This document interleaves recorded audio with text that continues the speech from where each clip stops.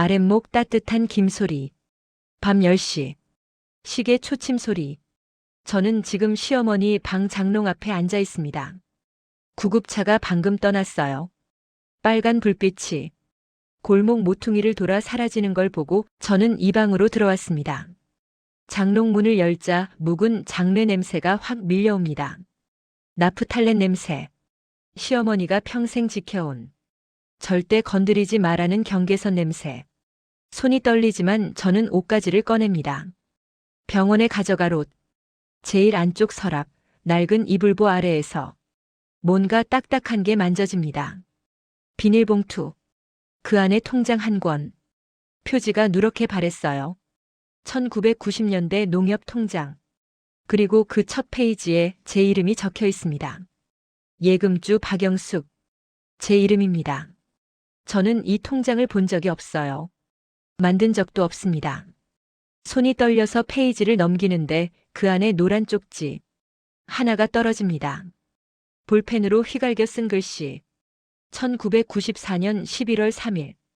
이정희. 그 이름을 보는 순간 저는 30년 전 그날로 돌아갑니다.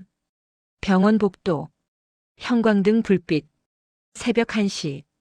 남편이 병실 밖에서 담배를 피웁니다. 저는 복도 끝 플라스틱 의자에 앉아 있어요. 손에는 그 통장과 쪽지. 남편이 돌아와 묻습니다. 뭐 들고 있어? 저는 대답하지 않습니다. 그냥 보여줍니다. 통장. 쪽지. 남편 얼굴이 굳습니다. 이게 어디서 나왔어? 장롱이요. 엄마 장롱에서? 네. 남편은 쪽지를 보더니 눈을 감습니다. 그리고 한참 뒤에 말합니다. 이정희. 그 이름 어떻게 알아? 저는 처음 듣는 척합니다. 누군데요? 남편은 대답하지 않습니다.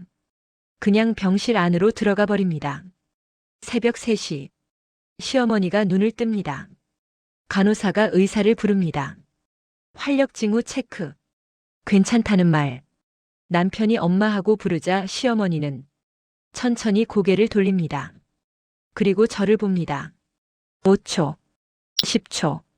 시어머니 입이 열립니다. 너, 그 돈 어디 뒀니? 병원 복도. 아침 햇살. 소독약 냄새. 저는 병실 밖으로 나옵니다. 다리가 후들거려요. 복도 벽에 기대서서 눈을 감습니다. 그 돈. 30년 전 그 말. 저를 도둑 며느리로 만든 그 말. 회상 1994년 11월. 시댁 큰방. 저는 그때 32살이었습니다. 결혼한 지 4년째. 아들이 3살. 그날 아침 시어머니가 큰방 장롱을 열더니 소리를 지르셨어요. 돈이 없어. 50만 원. 여기 있었는데. 온 집안이 뒤집혔습니다. 시어머니는 저를 마당에 세워뒀어요. 11월 찬바람 부는 마당 한가운데. 내가 가져갔지? 아닙니다. 그럼 누가 가져가? 이 집에 너밖에 없잖아. 저는 무릎을 꿇었습니다. 정말 아닙니다. 저 안 가져갔어요. 하지만 시어머니는 믿지 않으셨어요. 그날 저녁 마을 이장님이 오셨습니다. 교회 권사님들도. 시어머니는 울면서 말씀하셨어요. 우리 며느리가 돈을 훔쳐갔어요. 그날부터 저는 도둑 며느리였습니다. 현재 병원 복도. 그 사건 이후 저는 30년을 참고 살았습니다. 장볼 때마다 영수증을 챙기고 돈 한 푼 만질 때마다 남편에게 보고했어요. 명절 때 시댁에 가면 가방을 열어서 보여드렸습니다. 저 아무것도 안 가져왔어요. 그렇게 증명하며 살았습니다. 그런데 왜 그 통장이 지금 나왔을까요? 쪽지에 적힌 날짜. 1994년 11월 3일. 그날은 제가 도둑으로 몰린 바로 그날입니다. 누군가 그날 의도적으로 이 통장과 쪽지를 숨긴 겁니다. 왜? 누가? 병실 안. 남편과 아들. 아들이 서울에서 내려왔어요. 38살. 회사 대리. 며느리도 함께 왔습니다. 아들이 저를 복도로 부릅니다. 엄마, 할머니가 무슨 말씀하셨어? 돈 얘기. 또 그 얘긴가? 엄마, 진짜 30년 전에 안 가져간 거 맞아? 저는 아들을 봅니다. 제 아들. 제가 낳고 키운. 너도 엄마 안 믿니? 아들은 시선을 피합니다. 아니, 그게 아니라 할머니가 계속 그러시잖아. 엄마가 사실대로 말하면 다 끝나는 거 아냐? 저는 대답하지 않습니다. 며느리가 다가옵니다. 차가운 미소. 어머님, 혹시 통장이나 현금 따로 관리하신 거 있으세요? 할머니 병원비도 그렇고 나중에 요양원 비용도 생각해야 하는데. 저는 그 말을 듣고 웃음이 나옵니다. 30년. 저는 30년을 이 집을 위해 살았는데 지금 제 아들과 며느리는 저를 의심하고 있습니다. 집. 부엌. 김장철 오후. 시어머니는 일주일 입원하시기로 했습니다. 저는 혼자 집으로 돌아왔어요. 부엌에 김장 배추가 수북합니다. 옆집 할머니가 나눠주신 거예요. 혼자 하기 힘들면 같이 하자고. 하지만 저는 혼자 하고 싶습니다. 배추 자르는 소리, 칼소리, 도마 소리. 배추를 반으로 가르고 소금물에 절입니다. 손이 시리지만 이 일이 익숙해요. 30년간 해온 일. 김장하면서 생각합니다. 왜 저 통장이 지금 나왔을까? 왜 제 이름이 적혀 있을까? 이정희는 누구일까? 김장을 마치고 마을 슈퍼에 갑니다. 된장 사러. 슈퍼 아주머니가 저를 보더니 옆에 있던 손님에게 뭐라고 속삭입니다. 그 손님이 저를 힐끗 봅니다. 저는 된장을 짚고 계산대로 갑니다. 4,000원입니다. 돈을 내는데 아주머니가 말합니다. 영숙이 어머니, 요새 시어머니 편찮으시다며? 괜찮으셔? 네, 괜찮으세요. 그런데 말이야. 아주머니가 목소리를 낮춥니다. 동네에서 소문났어. 또 그 돈 액이 나왔다고. 저는 된장을 들고 슈퍼를 나옵니다. 골목을 걷는데 뒤에서 수군거리는 소리가 들립니다. 30년 전에도 그랬잖아. 이번엔 뭐래? 저 며느리 참 대단하다. 어떻게 저렇게 뻔뻔하게 살아? 집, 마당, 저녁. 저는 마당에 앉아 있습니다. 장독대 옆, 낙엽이 쌓여 있어요. 핸드폰이 울립니다. 교회 권사님. 영숙이 어머니, 나 순자야. 들었어. 시어머님 병원 입원하셨다며? 네. 그런데 말이야. 이번에도 그 돈 때문이라던데 사실이야? 저는 대답하지 않습니다. 영숙아, 나는 내 편이야. 그거 알지? 그치만 말이야. 시어머니 말씀이 맞을 수도 있잖아. 내가 깜빡하고 가져간 거 아냐? 저는 전화를 끊습니다. 밤. 아랫목. 혼자. 남편은 병원에 남았습니다. 시어머니 옆에서 자겠다고. 아들 내외도 병원 근처 모텔에 묵습니다. 저는 혼자입니다. 이불을 펴고 눕는데 잠이 안 옵니다. 천장을 봅니다. 금이 간 천장. 30년. 저는 왜 이렇게 살았을까요? 인정받고 싶어서? 아니면 도망갈 곳이 없어서? 새벽 2시. 저는 일어나서 서랍에서 그 쪽지를 꺼냅니다. 1994년 11월 3일. 이정희. 이 이름이 열쇠입니다. 저는 결심합니다. 누가 뭐라 해도 진실을 찾아내겠다고. 다음 날 오전. 마당. 김장 배추를 다듬고 있는데 옆집 할머니가 오십니다. 88세. 지팡이를 짚고 천천히 걸어오세요. 영수가 혼자 힘들겠다. 내가 좀 도와줄게. 괜찮으세요, 할머니? 제가 할 수 있어요. 아이고, 괜찮긴. 나도 심심한데 같이 하자. 할머니는 마당 평상에 앉으십니다. 저는 배추를 씻어드립니다. 잠시 침묵. 배추 다듬는 소리만 들립니다. 할머니가 먼저 말을 엽니다. 영수가. 네? 너 그때 말이야. 저는 손을 멈춥니다. 할머니가 천천히 말합니다. 30년 전, 내가 돈 훔쳤다고 했을 때, 나는 알았어. 내가 안 했다는 거. 저는 할머니를 봅니다. 어떻게 아세요? 그날 새벽, 나 잠 못 자고 있었거든. 화장실 가려고 일어났는데 내 시댁에서 소리가 들렸어. 싸우는 소리. 누가요? 내 시어머니하고 남자. 남자요?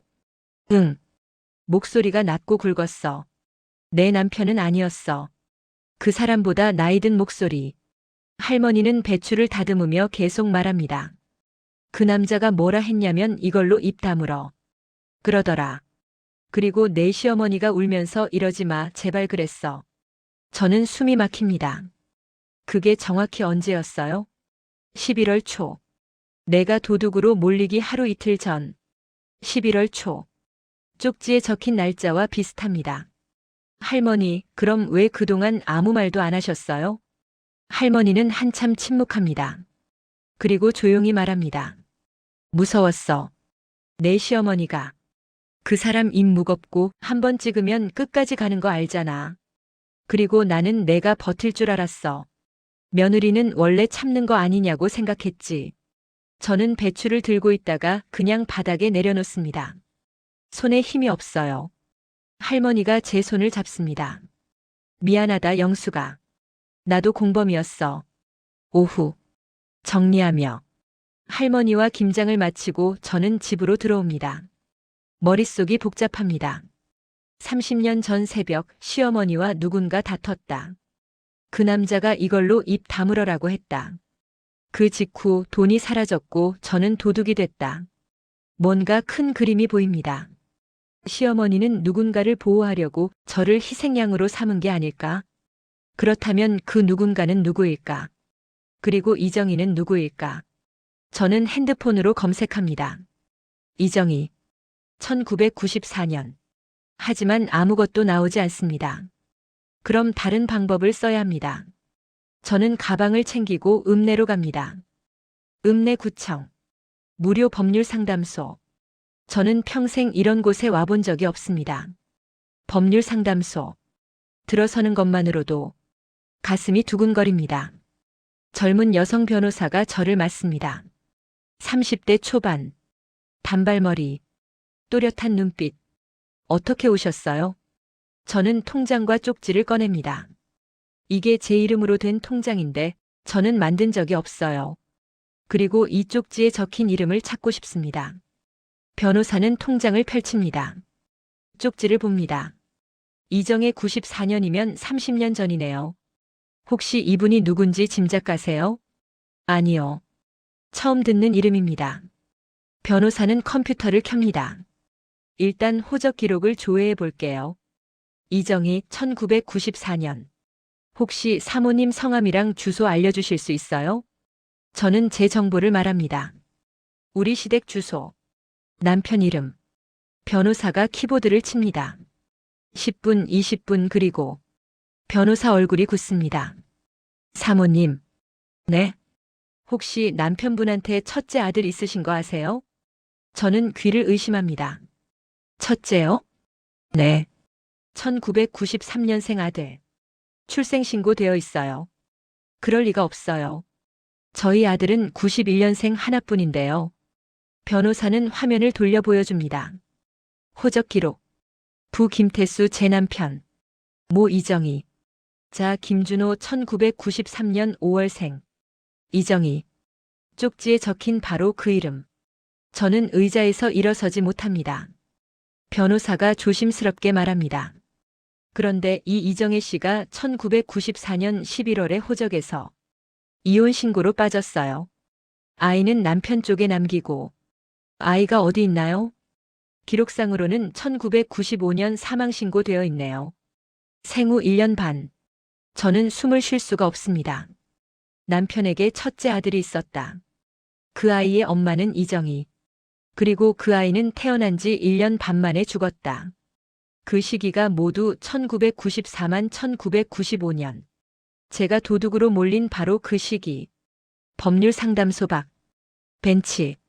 저는 한참을 앉아 있습니다. 30년. 저는 남편과 결혼하기 전에 만난 적이 있습니다. 선을 봤죠. 그때 남편은 초혼이라고 했어요. 시어머니도 그렇게 말씀하셨습니다. 거짓말이었습니다. 남편에게는 이미 아이가 있었고 그 아이 엄마를 내쫓았고 그 사실을 숨기기 위해 저를 도둑으로 만들었습니다. 이걸로 입 다물어. 할머니가 들었다는 그 말. 시어머니가 이정희에게 돈을 주고 쫓아낸 겁니다. 그리고 그 진실이 밝혀지지 않도록 돈이 사라졌다는 사건을 만들고 저를 범인으로 지목한 겁니다. 왜? 왜 저였을까? 일어서며 저는 일어섭니다. 이제 병원으로 가야 합니다. 시어머니를 만나야 합니다. 진실을 들어야 합니다. 3일 후 시어머니 퇴원. 시어머니는 건강이 회복되어 퇴원하셨습니다. 집으로 돌아오시는 날 마을회관에서 경로잔치가 열렸어요. 매달 15일 마을 어르신들이 모여 식사하는 날 시어머니는 가시겠다고 하셨습니다. 나 괜찮아. 집에만 있으면 답답해. 남편이 모시고 갔어요. 저는 집에서 설거지를 했습니다. 마을회관. 오후 1시. 저는 남은 반찬을 들고 회관으로 갔습니다.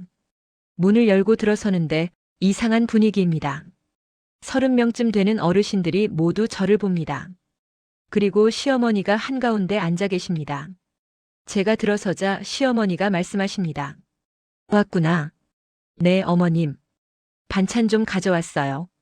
저는 상에 반찬을 내려놓으려는데 시어머니가 갑자기 큰 소리로 말씀하십니다. 여러분 들으세요. 우리 며느리 말입니다. 저는 멈춥니다. 30년 전에도 그랬고 이번에도 그래요. 우리 집 돈을 가져갔어요. 마을 사람들이 술렁입니다. 저는 시어머니를 봅니다. 어머님 무슨 말씀을? 이번에 내 장롱에서 통장이 나왔잖아. 내 이름으로 된 통장. 내가 몰래 만들어서 숨겨둔 거지. 아닙니다. 저 그거 만든 적 없어요. 그럼 누가 만들었어? 내 이름인데. 시어머니는 떨리는 목소리로 계속 말씀하십니다. 30년 전에도 나는 참았어. 며느리니까. 그래도 참았어. 근데 이번에 또 이래? 마을 사람들이 저를 봅니다. 그 시선들. 의심. 불쾌. 연민. 저는 아무 말도 할 수 없습니다. 회관 밖. 주차장. 저는 회관을 나왔습니다. 다리가 후들거려요. 그때 아들이 달려옵니다. 엄마. 저는 돌아봅니다. 아들이 저를 붙잡습니다. 엄마 사실대로 말해. 그 돈 어디 있어? 할머니가 저렇게까지 하시는 데는 이유가 있을 거 아냐. 저는 아들을 봅니다. 제 아들. 제가 낳고 키우고 대학 보낸. 너도 엄마 안 믿니? 아니, 그게 아니라. 그럼 뭐니? 아들은 대답하지 못합니다. 저는 가방을 엽니다. 그리고 쪽지를 꺼냅니다. 이걸 할머니한테 보여드려. 이게 뭔데요? 그냥 보여드려. 그럼 다 알게 될 거야. 저는 아들에게 쪽지를 주고 회관으로 다시 들어갑니다. 회관 안. 대면. 저는 마을 사람들 앞으로 걸어갑니다. 시어머니가 저를 봅니다. 저는 조용히 말합니다. 어머님, 제가 30년 전에 돈을 훔친 게 아니라는 거 어머님이 제일 잘 아시잖아요. 시어머니 얼굴이 하얗게 질립니다. 뭔 소리야? 이정희. 그 이름 기억하세요? 시어머니가 숨을 멈춥니다. 아들이 쪽지를 시어머니 앞에 놓습니다. 할머니, 이게 뭐예요? 시어머니는 쪽지를 보고 손이 떨립니다. 마을 사람들이 웅성거립니다. 이정희가 누군데? 뭔 일이래? 저는 계속 말합니다. 어머님이 그 사람한테 돈을 주고 쫓아내셨죠. 그리고 그 사실을 덮으려고 저를 도둑으로 만드신 거잖아요. 시어머니는 고개를 숙입니다. 온 회관이 조용해집니다. 회관. 긴 침묵. 시어머니는 한참을 그대로 앉아 계십니다. 손이 떨리고 입술이 파르르 떨립니다. 마을 사람들은 숨을 죽이고 기다립니다. 그리고 시어머니가 천천히 입을 엽니다. 그 돈은 내가 그 여자한테 준 거야. 마을 사람들이 술렁입니다. 시어머니는 계속 말씀하십니다. 이정희, 우리 태수가 첫 번째로 결혼한 여자야. 남편이 깜짝 놀라 어머니를 봅니다. 엄마 지금 뭐 하시는 거예요? 닥쳐. 시어머니는 아들을 쏘아봅니다. 그리고 다시 말을 이어갑니다. 태수가 그 여자하고 애를 낳았어. 1993년에. 근데 우리 집이 너무 가난했어. 애 키울 돈이 없었고 그 여자는 맨날 돈 달라고 울어댔어. 나는 견딜 수가 없었어. 그래서 돈을 모았어. 1년 동안 80만 원. 그리고 그 여자한테 줬어. 이 돈 가지고 꺼져. 애는 두고 가. 그리고 다시는 나타나지 마. 저는 시어머니를 봅니다. 시어머니는 울고 있습니다. 그 여자는 돈을 받고 나갔어. 애를 두고. 그리고 그 애는 6개월 뒤에 죽었어. 병원도 못 데리고 갔어. 돈이 없어서. 마을 사람들이 고개를 숙입니다. 시어머니는 떨리는 목소리로 말합니다. 나는 그게 죄책감이 들었어. 그 애를 죽인 것 같아서. 그래서 아무한테도 말 못했어. 그리고 영숙이가 시집 왔어. 착하고 말 잘 듣는 며느리. 나는 생각했어. 이 며느리는 참을 줄 아는 애니까 내가 좀 힘들게 해도 버틸 거라고. 저는 숨이 막힙니다. 그래서 그해 11월 나는 돈이 없어졌다고 했어. 그리고 영숙이를 의심했어. 모두가 영숙이를 도둑으로 볼 때까지. 왜냐면 내가 그 여자한테 돈 준 거, 그 애가 죽은 거 모두 덮고 싶었으니까. 그리고 영숙이는 시어머니가 저를 봅니다. 너는 참을 줄 아는 애였으니까. 회관, 정적, 아무도 말이 없습니다. 저는 시어머니를 봅니다. 30년. 저는 30년을 참을 줄 아는 며느리로 살았습니다.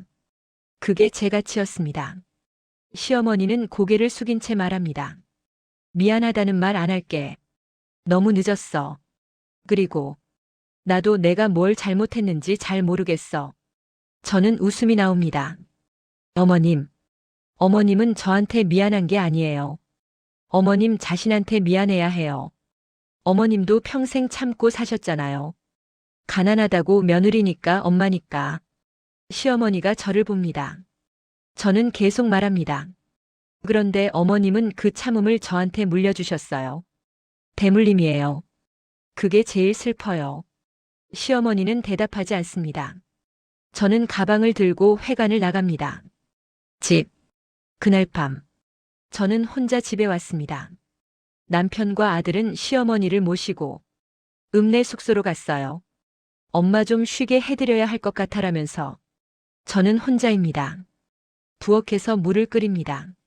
차를 타서 마십니다. 창밖으로 첫눈이 내립니다. 3일 후. 시어머니 귀가. 시어머니가 집으로 돌아오셨습니다. 남편이 모시고 왔어요. 시어머니는 방으로 들어가시더니 한참을 나오지 않으셨습니다. 저녁을 차려놓고 부르자 시어머니가 나오십니다.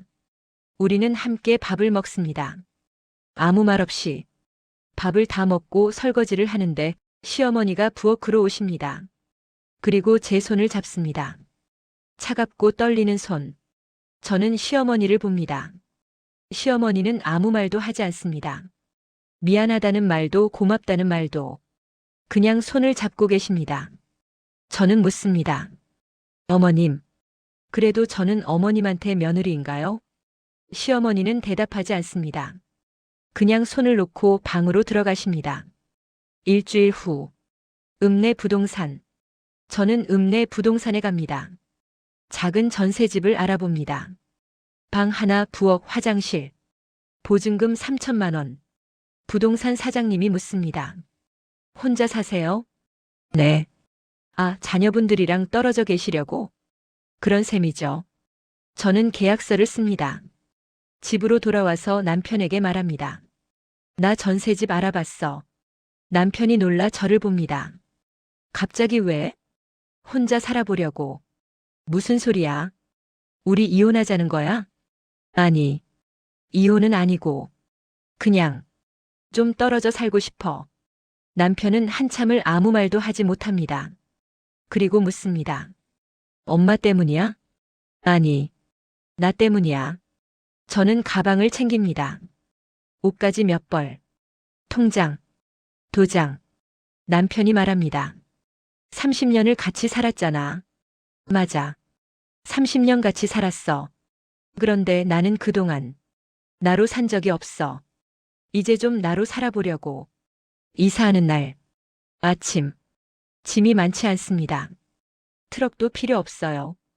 택시 한 대면 됩니다. 시어머니가 마당에 나오십니다. 저를 봅니다. 어디 가니? 읍내요.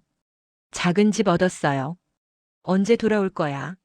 모르겠어요. 시어머니는 한참을 저를 봅니다. 그리고 천천히 말씀하십니다. 나는 너한테 미안하다는 말 못해. 알아요. 근데 말이야. 시어머니는 목소리가 떨립니다. 너 없으면 나 어떻게 사니? 저는 웃습니다.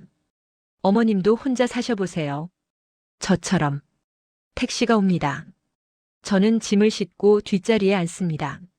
창밖으로 시어머니가 보입니다. 마당에 서 계십니다. 장독대 옆에. 저는 손을 흔듭니다. 시어머니는 손을 흔들지 않습니다. 그냥 서 계십니다. 택시가 출발합니다. 읍내 전셋집. 첫날 밤. 짐을 풀었습니다. 옷장에 옷을 걸고 부엌에 그릇을 정리했어요. 작은 집이지만 제 집입니다. 저는 창가에 앉아 밤을 봅니다. 읍내 불빛이 반짝입니다. 핸드폰이 울립니다. 아들. 엄마, 거기 괜찮아? 응. 괜찮아. 진짜 혼자 살 거야? 응. 할머니가 많이 힘들어 하시는 것 같아. 저는 웃습니다. 나도 30년 힘들었어. 아들은 한참 침묵합니다. 그리고 말합니다. 미안해, 엄마. 나도 엄마 편 안 들어줘서. 괜찮아. 너도 몰랐을 거야. 이제라도 엄마 도와줄게. 도와줄 거 없어. 나 이제 혼자 살 거니까. 전화를 끊습니다. 마지막 독백. 창가. 저는 창밖을 봅니다. 첫눈이 또 내립니다. 30년. 저는 30년을 며느리로 살았습니다. 참고 버티고 증명하며. 그런데 알고 보니 그건 제 삶이 아니었습니다. 누군가의 죄책감을 덮어주는 살. 누군가의 편함을 위한 살. 이제는 제 삶을 살고 싶습니다. 늦었지만, 너무 늦었지만, 그래도 시작해보려고 합니다. 눈 내리는 소리, 조용한 숨소리. 저는 차를 한 잔 더 탑니다. 혼자, 이 작은 집에서, 처음으로 제 이름으로. 창밖 눈이 점점 더 내립니다. 하얗게, 조용히, 새로운 시작처럼. 감사합니다.